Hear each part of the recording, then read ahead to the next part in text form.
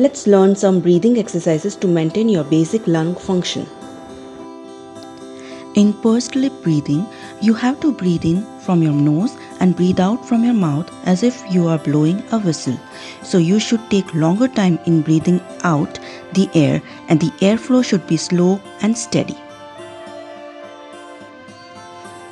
If you are able to do the basic pursed lip breathing, then you can increase its level by holding the breath for 5 counts before breathing it out.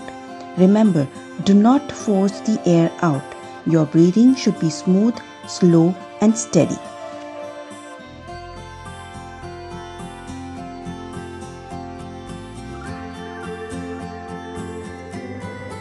In diaphragmatic breathing, or simply called tummy breathing, place one hand on your chest and another on your tummy above navel.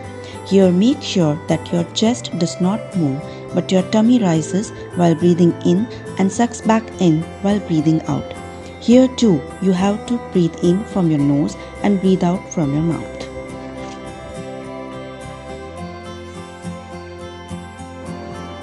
Here, we are trying to open up the rib cage and give some space for lungs to expand. So breathe in while pulling elbows back and breathe out while bringing them closer. We will continue to follow same concept and breathe in while raising the hands up, first from the front and later from the side, and breathe out while lowering them down. Remember to breathe in from your nose and breathe out from your mouth.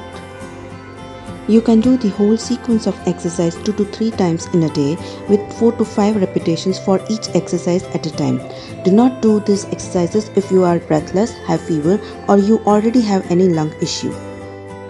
Contact your doctor in case of emergency.